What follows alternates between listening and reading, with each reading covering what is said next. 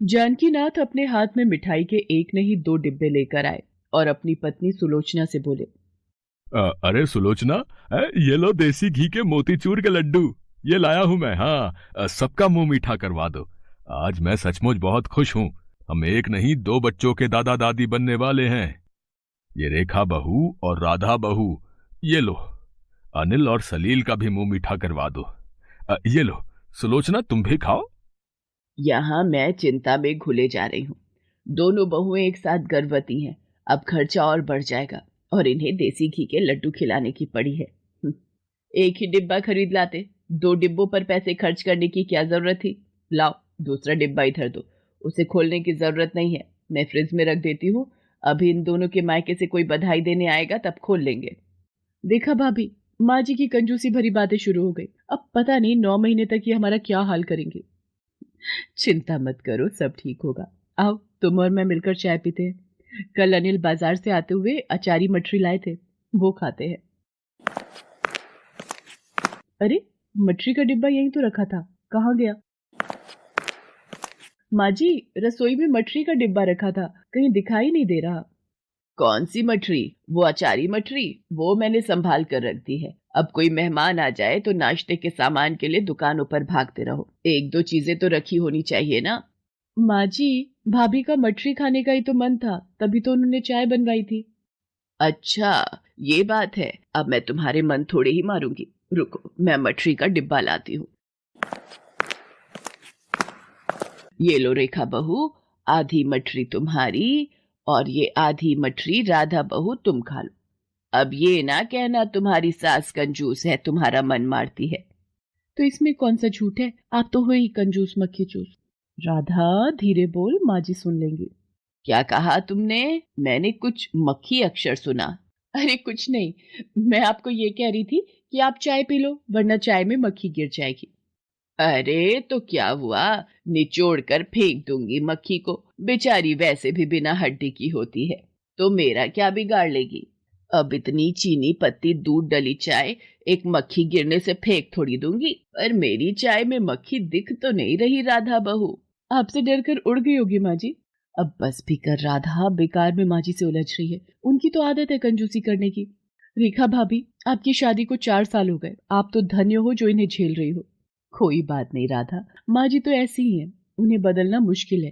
पर तुम्हारे शुभ कदमों से मैं भी शादी के 4 साल बाद गर्भवती हुई हूँ। मेरे लिए इस बात से ज्यादा जरूरी अभी कुछ भी नहीं। अरे, आप बेफिक्र रहो भाभी, हम दोनों एक साथ स्वस्थ बच्चे को जन्म देंगे।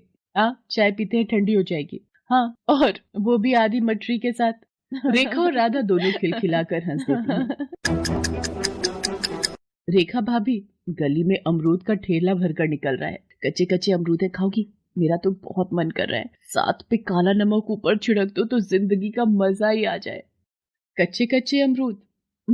तेरी बात सुनकर तो मेरे मुंह में भी पानी आ रहा है। पर वो देख, माँ जी दरवाजे के बीच कुर्सी डालकर बैठी हैं। पता नहीं सुबह से अपने एक फटे ब्लाउज को सिलने में लगी हुई है। 36 बार एक ही जगह से ब्लाउज फटता है पर उसे सिलने में लग जाती है। जब तक ब्लाउज की धज्जियां नहीं उड़ जाएंगी, ये उसे पहनना थोड़ी छोड़ेंगी। जा पूछ ले, पता चल जाएगा तुझे भी। माँ जी, अमरूद का ठेला भरकर निकल रहा है। मेरा और भाभी का अमरूद खाने का बहुत मन था, मैं ले लूं भैया से? तुम दोनों बहुओं को भी चैन नहीं है। मैं भी तो गर्भवती हुई थी। मजाल है रोटी सब्जी के सिवा कुछ और खा लिया हो। ओ भैया अमरूद वाले, क्या भाव दिए अमरूद? 70 रुपए किलो दिया है, एकदम बढ़िया ताजा अमरूद है बहन जी। 70 रुपए किलो? अरे, इतनी लूट मचा रखी है तुम लोगों ने। सही भाव लगा भैया। 60 रुपए लगा दूंगा, इससे कम दाम नहीं होंगे। अच्छा, एक काम कर, ये छोटे छोटे दो अमरूद देख कितने हुए। 15 रुपए के बनेंगे। ये वाला रहने दे, ठीक नहीं लग रहा, ये एक ही तोल दे। ये 8 रुपए का बैठा है। अरे कैसे 8 रुपए का? ये ले 7 रुपए 50 पैसे। ला, इधर दे अमरूद। ये अठन्नी अब कोई नहीं लेता माता जी, हैं? ये अपने पास ही रखो। नहीं लेनी मत ले अठन्नी, मेरे काम आ जाएगी। इस अठन्नी की मैं हरी मिर्च खरीद लूंगी और इसे मैं माताजी दिखाई देती हूँ। बड़ा आया माताजी बोलने वाला, इतने बेकार अमरूद लेकर घूम रहा है। ये लो अमरूद, आधा आधा काट कर खा लो। तुम दोनों भी मेरा खर्चा करवाने में लगी रहती हो।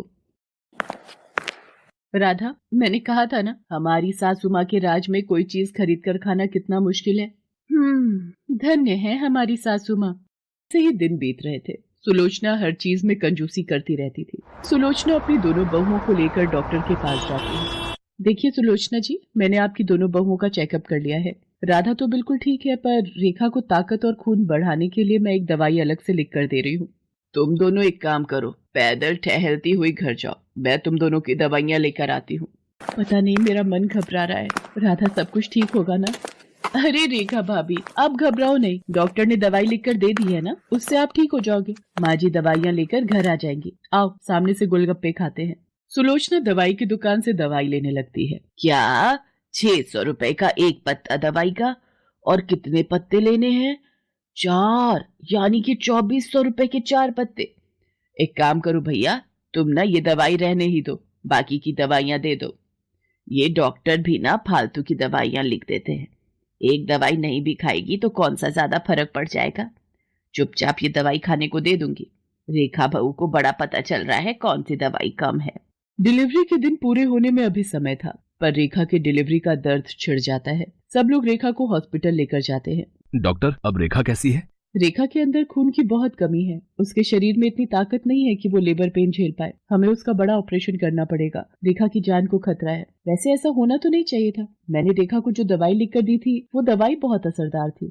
आपने समय पर रेखा को वो जो मैंने अलग से दवाई लिखकर दी थी वो दी थी ना? मैं राधा से फोन पर पूछता हूँ, उसे पता होगा।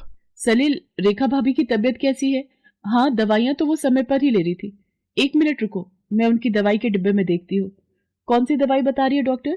सलील, वो दवाई का पत्ता तो इन दवाइयों में है ही नहीं। मैं सब कहानी समझ गया सलील बेटा। ये सब किया धरा सुलोचना तुम्हारा ही है। तुम्हारी वजह से आज रेखा बहू की जान खतरे में है। तुमने थोड़े से पैसे बचाने के लिए अपनी बहू और होने वाले बच्चे की जान खतरे में डाल दी।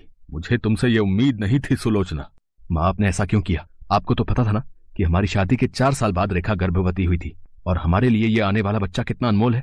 अगर रेखा या मेरे बच्चे को कुछ हो गया तो मैं आपको कभी माफ नहीं करूंगा माँ। मुझे माफ कर दो अनिल बेटा, मुझसे बहुत बड़ी गलती हो गई। मैंने कंजूसी की जिसका परिणाम आज मुझे ये मिला है। सुनो जी, आप भी मुझे माफ कर दो।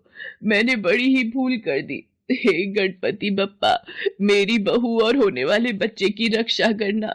मैं जीवन में कभी भी कंजूसी नहीं करूंगी, मैं वादा करती हूँ। बधाई हो सुलोचना जी, आपकी बहू को प्यारी सी बेटी हुई है। आपकी बहू और पोती दोनों ही स्वस्थ हैं। क्या मेरी पोती पैदा हुई है? डॉक्टर, आज मैं बहुत खुश हूँ। सुनो जी, मैं दादी बन गई, दादी। हाँ हाँ सुलोचना, मैं भी तो पोती का दादा बन गया। सुलोचना अपनी पोती को गोद में लेकर खूब प्यार करती है, मानो अपनी पोती को गोद में लेकर उसे दुनिया की सारी खुशियां मिल गई हों। उसकी आंखों में खुशी के आंसू भर आते हैं। सुलोचना को अपनी गलती का एहसास हो जाता है।